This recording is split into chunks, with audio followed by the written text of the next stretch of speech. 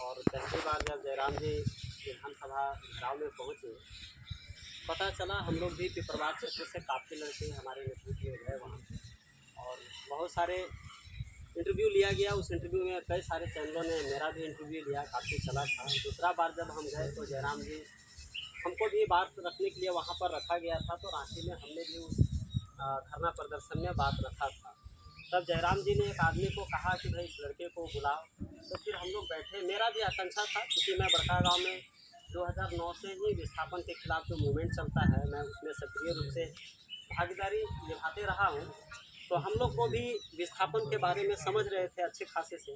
तो जब भाषा के बाद खतियान जुड़ा, तो हमने उनसे जाकर बोकारो में बैठा रिक्वेस्ट किया कि दादा, भाषा खतियान के साथ साथ विस्थापन और उद्योग के विषय को भी गंभीरता से समझिए।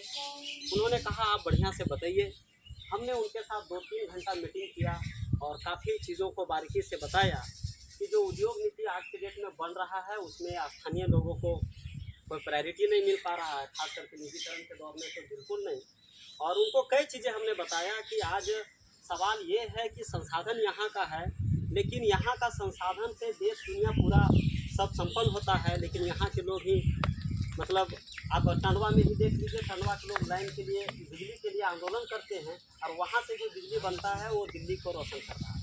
तो ऐसी समस्याएं के बारे में बताया। साथ में हमने ये भी इसको विस्तार से डाला, जैसे एक किताब हम लोगों ने लिखा था मिलकर, प्राकृतिक संसाधनों पर मालिकियत पर प्रारंभिक मसौदा, उसका मैं भी एक सदस्य। तो हम लोगों ने कहा कि ये संसाधन सरकार का नहीं है, ये संसाधन झारखंडियों का है, यहाँ का जन समुदाय का है, लेकिन ये देश के विकास के नाम पर लूटे जा रहा है, यहाँ लोगों को कुछ नहीं मिलता है।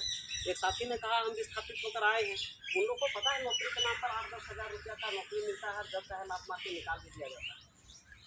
देश का विकास तो हो रहा है, लेकिन यहाँ के लोगों को साथ जो दुर्व्यवहार हो रहा है, इस बारे में हमने काफ़ी बढ़िया ढंग से डिस्कस किया। और हमने ये भी कहा कि आज जो स्थानीयता का जो सवाल हम कर रहे हैं, ये खतरा भी यहीं से जुड़ा है। ये गलत स्थानीय नीति तो ठीक है, गलत ये जो उद्योग नीति है ना, इसके तहत लोग यहाँ उद्योग मतलब रोजी रोजगार करने आते हैं, और कैसे कैसे यहाँ चीटिंग करते हैं।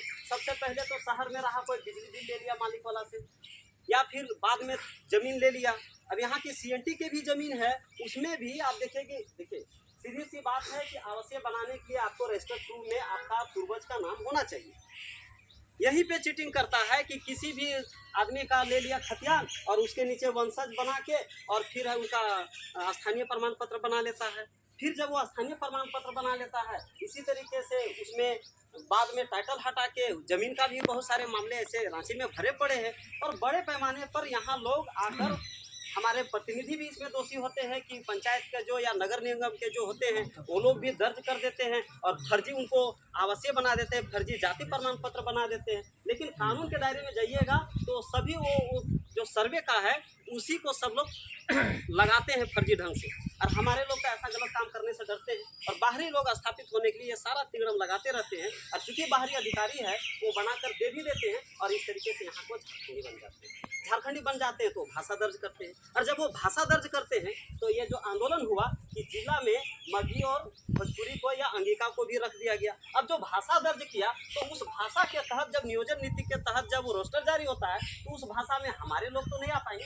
जबकि अगर भोजपुरी दर्ज हुआ, तो भोजपुरी के हिस्से में अगर मान लिया 1000 में 200 लोग आए, तो 200 में तो झारखंडी लोग तो नहीं आ पाएगा, तो उसमें तो बिहारी लोग जानेगा। तो इस तरीके से बिहारी लोगों को नौकरी में घुसने का पूरा स्थान बनता है। तो हमने एक तमाम चीज़ों को जब ढंग से रखा, तो उन्होंने कहा कि ठीक है भाई, इस बात को हम उठाएंगे। और उन्होंने उस समय जब इधर हजारीबाग और चतरा में, इधर इस एरिया में कोई कार्यक्रम नहीं हुआ था, हमने जाकर सबसे पहला कार्यक्रम अगस्त के महीने में बचरा में करवाने का काम किया। फिर बालूमाथ, लातेहार से लेकर लोहरदगा तक हमने किया। फिर क्षेत्रों में दर्जनों कार्यक्रम करवाएं। आज आप लोग सभी लोग जुड़े, और हम लोग सब मिलकर इस कारवां को बढ़ा रहे हैं। हमारा ये कहना है कि आज हम लोग कोई गलत बात थोड़ी कर रहे हैं, ये हर राज्य का तो अधिकार है ना।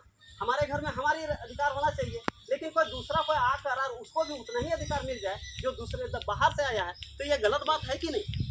इसलिए कह रहे हैं कि चाहे जितने लोग भी आज चुने गए हैं, ये सारे लोग इस विचार को आगे बढ़ाइए। जो 21 तारीख को कार्यक्रम है, इस कार्यक्रम को सफल करिए। इसके लिए आप लोग भी प्रचार करिए। अगर हम एक प्रयास किए, अपने लोगों के साथ प्रयास किए, दर्जन सभाएं हम करवा सकते हैं, इतने लोगों तक फैला सकते हैं। आज है कि गांव के गांव खड़ा हो रहा है, तो आप लोग भी चाहेंगे तो बिल्कुल हो सकता है।